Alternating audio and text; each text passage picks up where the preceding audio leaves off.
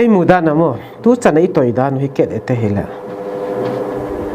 exposure do in kamu thing takin gen mai ka exposure hi fight deal hi lovin kamu exposure kam competition na kamu hi chu itin sep dan hi eu society su khen khat hin platform ado yo platform up chu ki expose no men ki expose sa pata chu na hung semo ngai lut na pa se pohem competition basis sa se pohem ka confuse ai chu ale tun example la ITLF bangchu land and forest issue adinga laki form ka he amawin abolding dol takuchu zia chorchanpur town na chu tribe jizat kisi khoma ji ITLF kisi ma he ti waile okay fine chorchanpur town na ajung confine hen lang and then when it comes to a political things they should not involvement and nail diu kat jikha al hun ki tok ta lo ding here formation utole ITLF in a bowling chu ke muda na hin bang khat relief lam hi hen lang bang hem resettlement hoi ta hen lang abu ya sa pressure group in pangu hen lang platform khat sim piuk le ale tun ki gen mai tale ITLF in kangpo pi su soft hello technopol issue soft hello chandil issue soft hello zirulam boina soft hello icho ji ozo sim soft he pen chu kukin pi manipur icho mun tina aman tat sei chu jikha ITLF in le kukin pi kha at least endorsable ngai chu central government in invitation a bolele at least consult ki bol tu ngai chu to go la hitai kukin pi hi hen azomi council lam hena ko hi le ki het tu na ngai chula ama macham chama when they took the ring leader position ong kila ku kha abol khil khak tun kamu mo likha ale kuki impi hin lang aku hi tadale from in ayo platform lin in ai te khan le endorse dan kha thim kit le endorse dan kha thim mu hen lang ji khan communication gap koi da le tun ko tu ten bang kuki impi thu pi kho hi a hi thei chada directly mok nanging daw hen lang ko tu in le asunga bangje ka in pi in go lung thim lung yela nei ham ajik chu bangje ku ko tu in kangpo pi issue chaw again thei cho dang gen thei lo ko tu in ka sai ku le ba fa pu vente a solution pu lu na dinga ji ka chu ko tu in hi thei hi le tu ITLF te gen go la chu mo pressure group in plug pang hen lang platform hi hoi takin se pi ko hen lang hi le kuki in pi hi tu chana hi thing takin gen like space ki pe loi cha tu issue hi chanai kukin pi space a pik loi cho district ka hi sectorial organization ai ki chai di wo mai cho ithu he ai wa ga central in na central in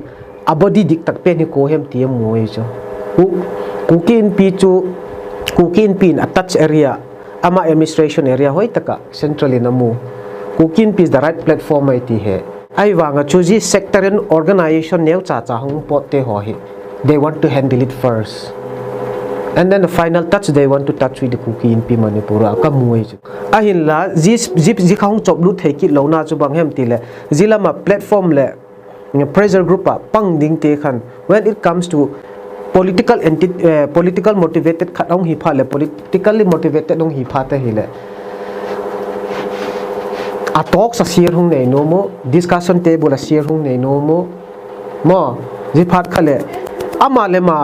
organization omna pen dilute hilovin not only they dilute the organization which they belong they also dilute everything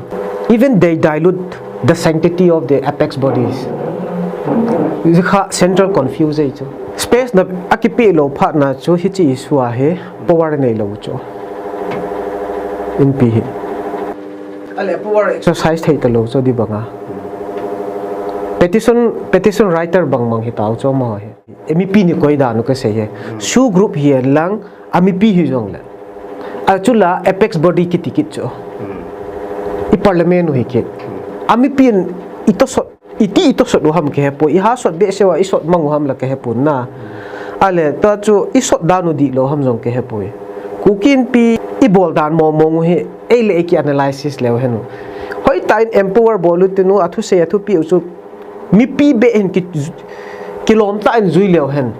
chilanga su ke der ho chun izat sei jong le mi pi voice in pi alut le in pi in chi chu atu empower bolo wa hi le chi di hi cho izo ka sei ta chula chorchanpura ITLF in yo kampu pia kotu in yo chilanga STC nei ki duwa ita hi adu da I chop to lu mela le in pi na por a play thei lo pha na chu what to do ta chu Amit Shah na hunga se ya talks political talks chu shu ke der so to ka nei sa hin we will be continuing this talk ati cho and then this government the center government is not going to entertain any other platform rather than the shoe platform it's at this juncture achieve na but we have one material hicho material khat in you cho chi ju bol na dinga cho public pressure dung ju ya cho public awareness hoi tai boluwa public pressure dung ju ya cho shoe te chu e ho hin assimilate e bol khum thai cho assimilate e boluwa I content wa e ho sentiment pa chu su endorse sa thai cho ahin la to I say bangwa chu I sentiment I public sentiment jong chu at this juncture we have one emotional sentiment but when it comes to a political things and then nomenclature things we have different opinions